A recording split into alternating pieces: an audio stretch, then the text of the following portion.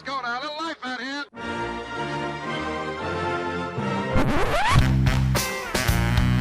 What the hell's going on out here? It's a lot of fun.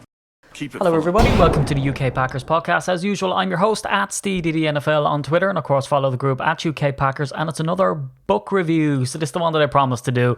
Lads, it's the off season and I'm not going to leave you in the lurch. I'm not going to hit you with some concept jerseys. Alright, I'm not going to do the other stuff of like, there's loads of stuff, there's loads of content you can do, but I'm not going to do any of that. I'm going to do book reviews, evergreen stuff. So it's coming up the holiday season, lads. Sun's out, guns out. Whip out the old arms. The Illuminous shorts with flowers on it. Short sleeve t-shirts. And I'm wearing my silly headphones again. Now, I did go with the Bose, which was the small one. So if anyone's watching the video podcast, you'll see this.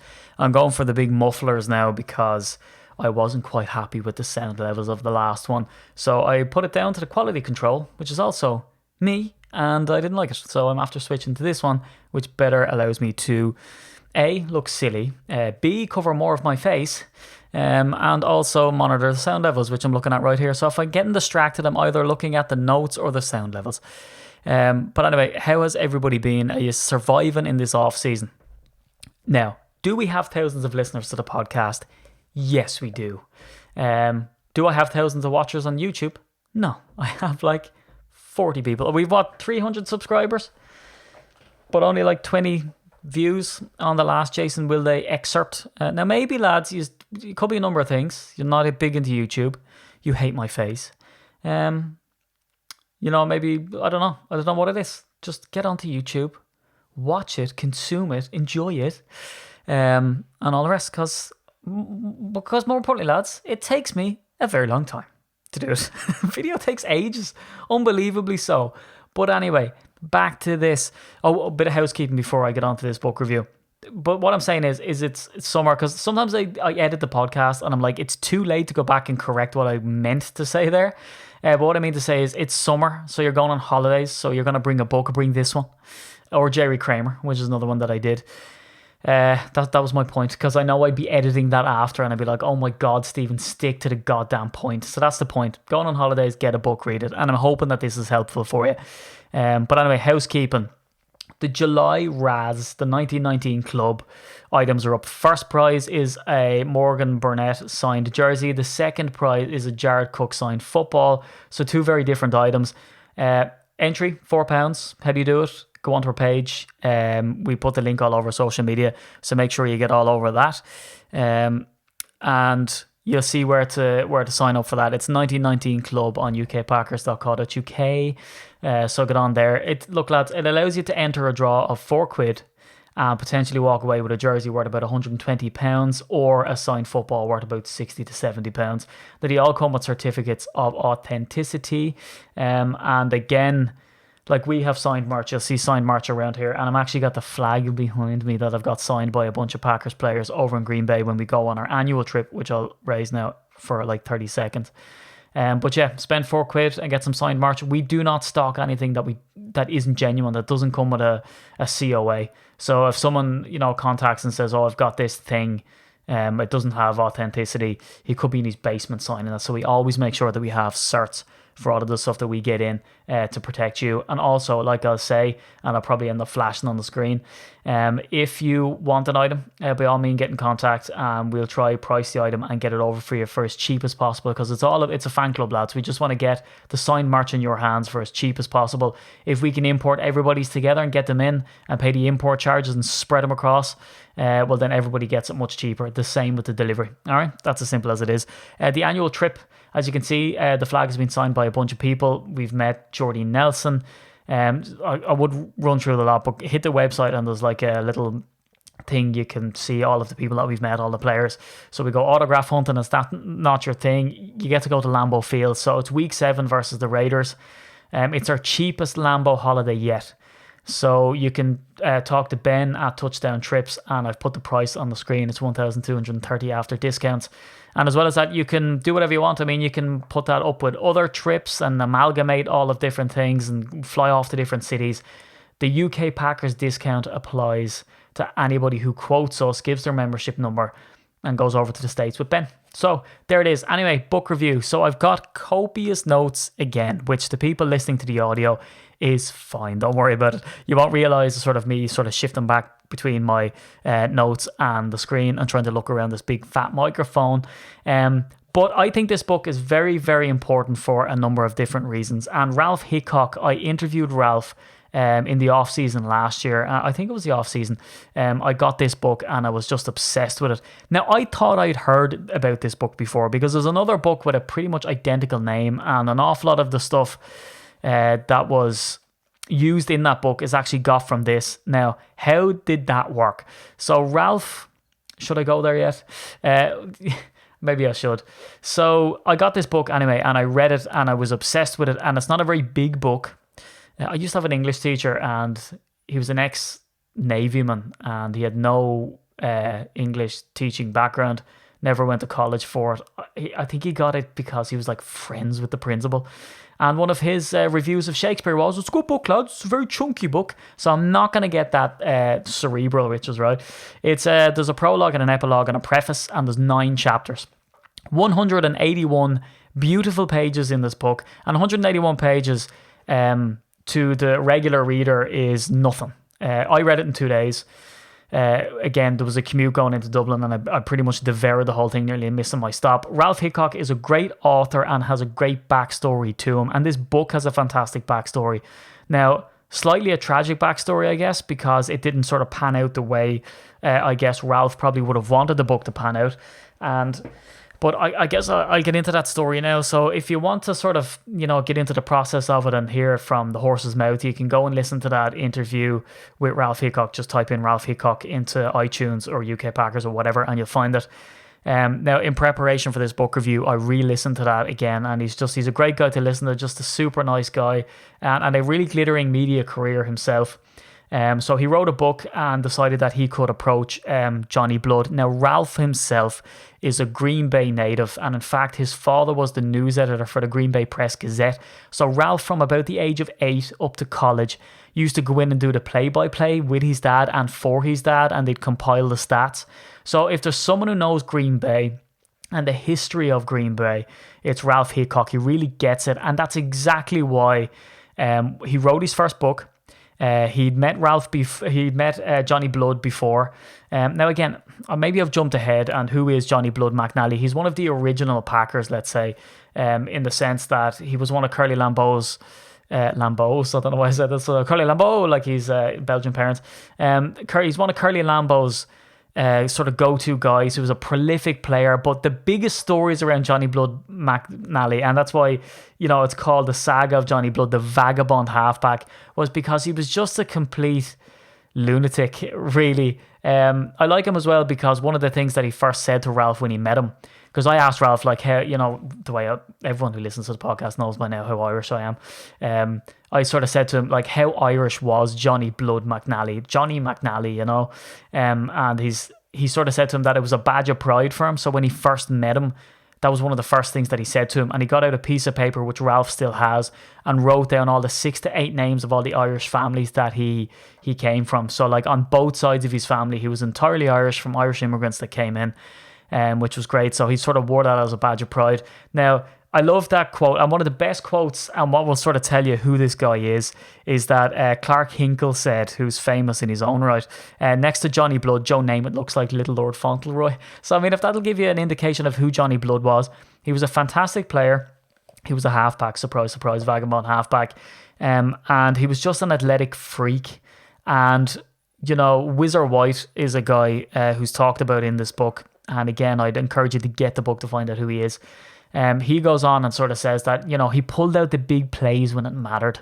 So that's who Johnny Blood McNally was. He was an exciting player on the field and a really complex lunatic off the field. And there's so many stories about him, like climbing the facade of the hotel to get down to the women below to sing Galway Girl to them and woo them. He tears across America on a bike with an 18-year-old, married girl. And he's constantly running out of money. And in fact, Curly Lambeau didn't like him because he was at loggerheads with him because he was so popular. And that Johnny Blood turned around and said that, the Green Bay fans probably liked him because you probably end up having a drink with pretty much every one of them. So that was the kind of character he was. And in fact, there was a point, there's a rumor that he wrote his own economics book because, again, like, he seemed like just a lunatic, but also he was incredibly educated, very well read. And that's one of the things that Ralph Hickok says impressed him about Johnny Blood in this book. And again, I'll hold it up if you want to get a good view of that. And I'm sort of waving it around. That one thing that impressed him was he was very well read, and not only did he read books, but he also was able to regurgitate stuff and sort of, delve really deeply into it. And in fact, some of the times he'd ask Johnny Blood about, a part of his career or his life or, people he played with, and he'd go silent. And it wasn't because he didn't want to answer, it was because he was thinking about it, and he was a very thoughtful guy. So, like I say, the book kind of highlights it really well. He's a contradiction in terms. He can't hold down an education. He keeps bouncing around and getting expelled because he's just a crazy guy. But yet he's very well read and very intelligent at the same time. Can't hold down a job, but then ended up going into the Hall of Fame with the Packers by being, a halfback.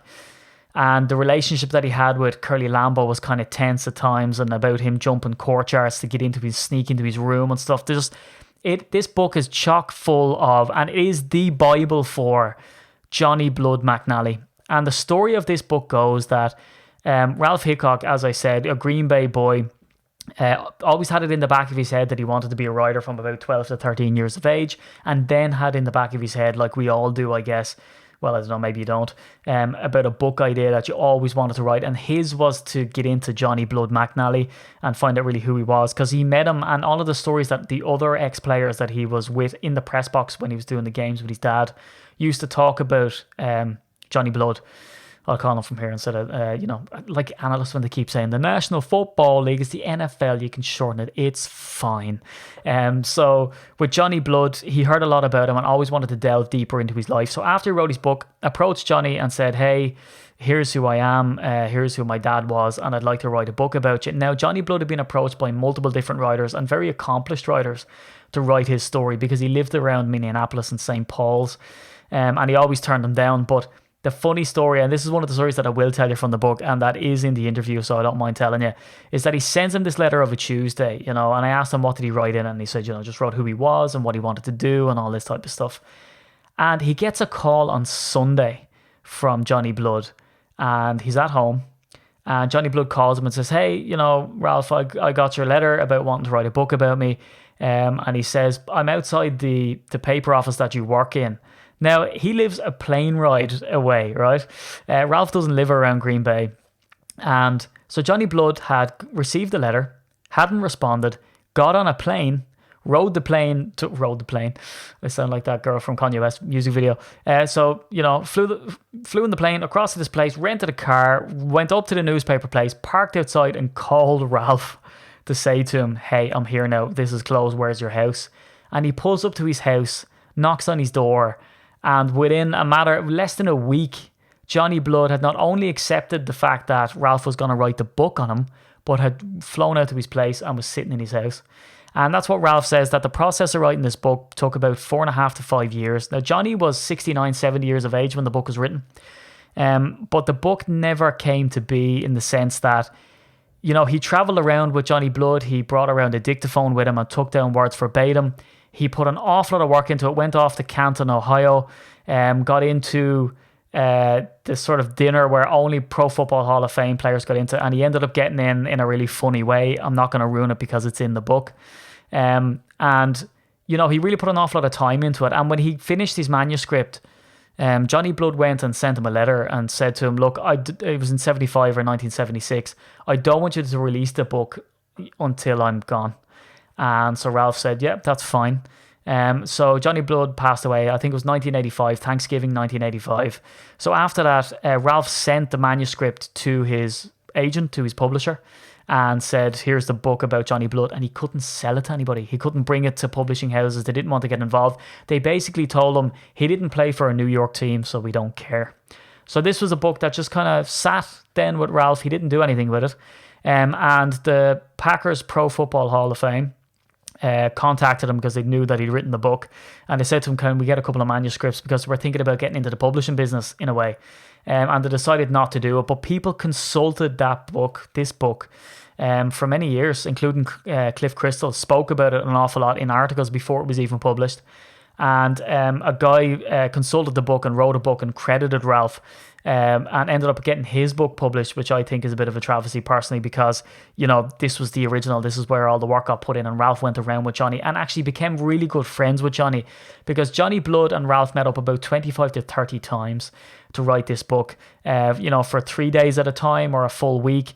And Ralph's style was very conversational, was able to get that information out of Johnny Blood just by sort of chatting to him, and they ended up becoming friends. And in fact, a really interesting part about, you know, the 9 chapters and the prologue and all the rest, they had the chapters down and the titles to the chapters that pretty much remained unchanged the whole way through. So Ralph said his process was he'd be talking to Johnny, and he would get it on a dictaphone, and he hadn't got a whole lot of money, so he'd get it on this dictaphone, and he'd overwrite the dictaphone, but he'd get out his typewriter and write stuff and transcribe it verbatim. And that's how we have in this book actual words of Johnny Blood, which I think is fascinating. And why is that a big deal? Well, because there's only one surviving picture of Johnny Blood McNally playing football for the Packers, just one, and also it's in this book as well if you want to get your hands on it. So I find that fascinating. So I think that the work that Ralph has done in this book, how it's written, is fantastic anyway. It's only 181 pages, so again, I'm yearning for more. I'd love if there was like a part 2 or 3. And, you know, to come across the full story of Johnny Blood is very rare. Now, it goes chronologically, so it goes from like when he grew up, his relationships with his parents. There's a really sad sort of story about his relationship with his parents and his dad, more so on what happens when he's in college. Again, I'll leave that to, if you want to get the book to read about it. I don't want to ruin it for you, to really, because I just immersed myself in it. So I think it's just invaluable, the fact that this book never, you know, had a chance to never get published. And it ended up being published. Ralph published it himself on Amazon. So what I would encourage you to do is, if this is your thing, and I would say that this is one of the best books that I've ever read, to be honest. And I've read as I say, I read all the time. I've read an awful lot of books, not in some sort of like, ooh, I read an awful lot of books in some sort of pretentious way. It's just a thing that I'm into. And this is one of the best books that I've ever read. So never mind if you're not really into sports books or whatever. Now, everyone listening to this podcast is a Packers fan, I would imagine, largely so. Now, we do have, you know, people from different teams reading in, but you know, if sports books aren't your thing, this is just a fantastic life story. You know, this just sort of tells you about from his beginnings all the way through until the very end. And it's just captivating as a read. Now, again, I took copious notes, which I've just completely strayed away from and haven't looked at them really once. So I'll kind of go through a little bit of my notes just in case there's anything that I've missed in this book, and just how captivating that it is for me, which I've said a billion times. So yeah, one of the things I like is that, you know, Ralph was saying that he was talking to his high school class, and he spoke about the fact that he'd written the book. Now, for someone to write a book in the first place is a massive achievement. For someone to travel around with Johnny Blood, of all people, and to get these stories is just a fascinating thing to do, and a colossal achievement. So it's only when he was talking to his classmates that they said, where is the book? Like, where can we get our hands on it? That he decided to go and publish it through Amazon himself.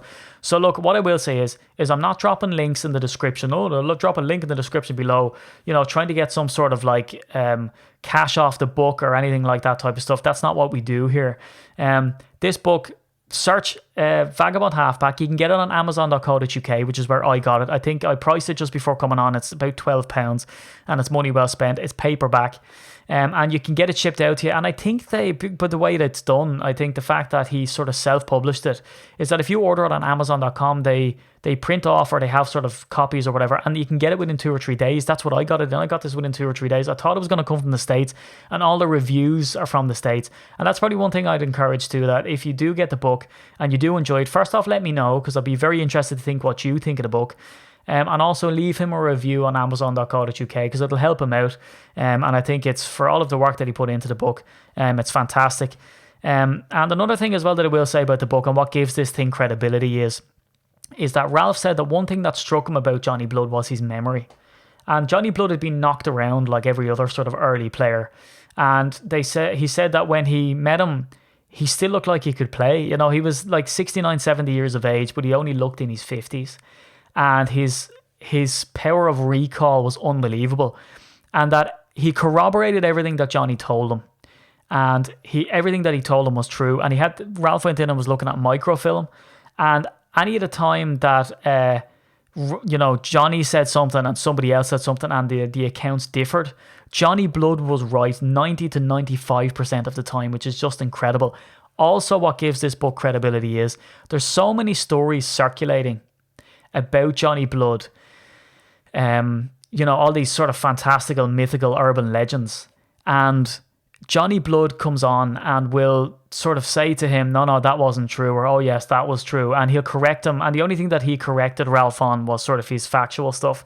So now, if this was me and I was Johnny Blood and there was such a legend going around about me about all these crazy stories that I did, getting the Packers exhibition games and getting on, boats and going across and hanging off the mast at the front of the boat, like these are all stories about Johnny Blood. And Johnny Blood didn't big himself up, shot down the ones that weren't true and upheld the ones that were. So there was no BS with him. He didn't sort of live in the past. And in fact, Ralph said he was a pretty shy guy. And I tried to delve into, behind the scenes to like, why was Johnny Blood the way he was, and tried to psychoanalyze him like I do, me and my body language. And Ralph was saying that he didn't try to psychoanalyze him, but he felt that he was kind of like an entertainer. And in fact, there was a story, and again, I say it in the interview with Ralph, so I don't mind saying it here, and it's also in the book, is that at 4 years of age, Johnny Blood got up onto the top of his house, climbed out onto the gable and onto the front of his house at 4 years of age, and was just sitting there until his dad came home. And his dad came home and had to tell him to get down. And he was telling Ralph he doesn't know why he did it. He remembers doing it, but he doesn't know why. He can only imagine it was for attention. And he says that maybe explains some of the stuff that he did, some of the crazy things that he did. And so, like, that's what sort of shows that Johnny Blood was a really complex guy. But what gives the book credence is exactly that Johnny Blood was telling him stories, and they were all being corroborated, and where the two stories differed, Ralph was able to go back and see that Johnny Blood was actually telling the truth. So I go into my notes kind of just, a couple of the stories, but I might leave them out just because I don't want to ruin the book. It's quite a short book, but only being 181 pages, so I don't want to ruin it on you. I want to leave that excitement there.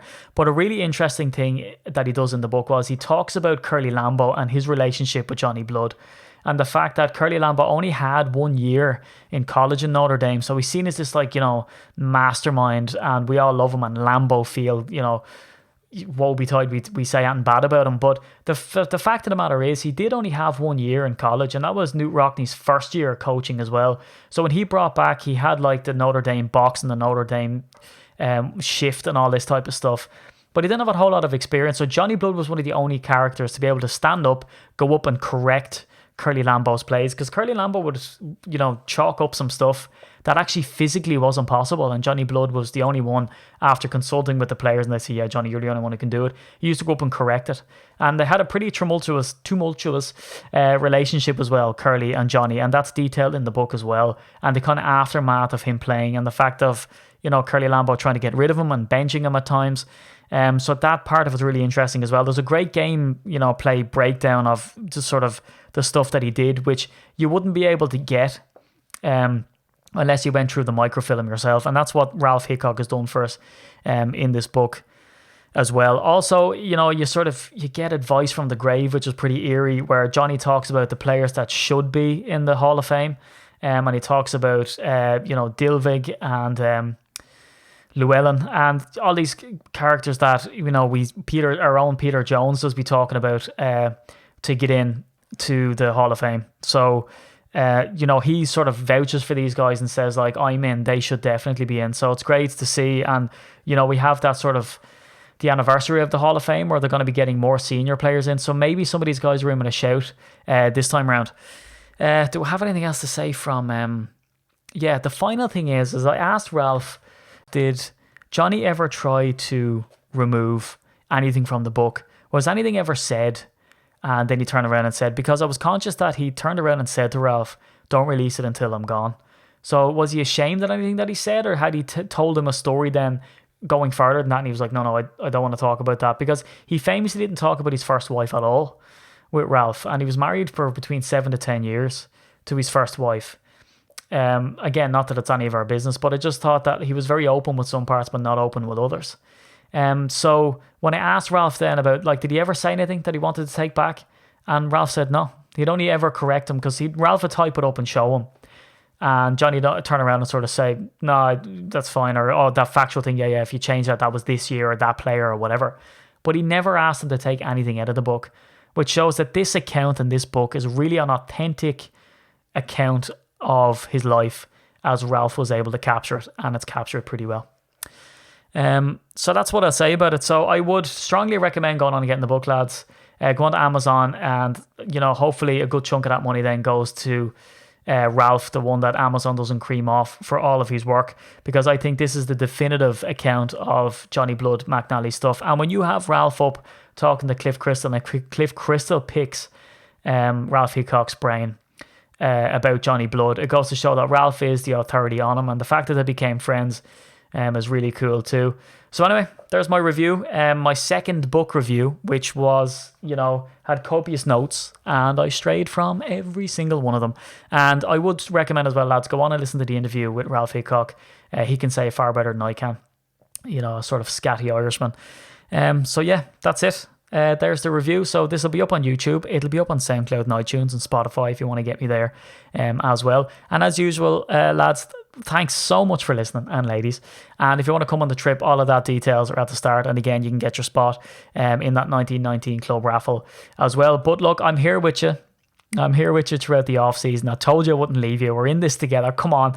And the season's nearly coming back in full swing. So again, that's the weekly podcast, fellas. It's back to 2 podcasts when the regular season swings around, and I'll have all of the breaking news stories and all the rest. But I do enjoy breaking this type of stuff down and giving some nice, interesting, different content if I can in the off season. So there it is. That's it from me for this week. Follow me on Twitter at SteedyDNFL. Follow the group at UK Packers. Get us on Facebook. There's a private group. Get in there. On Instagram at UK Packers. And until next week, lads and ladies, I'll see you then.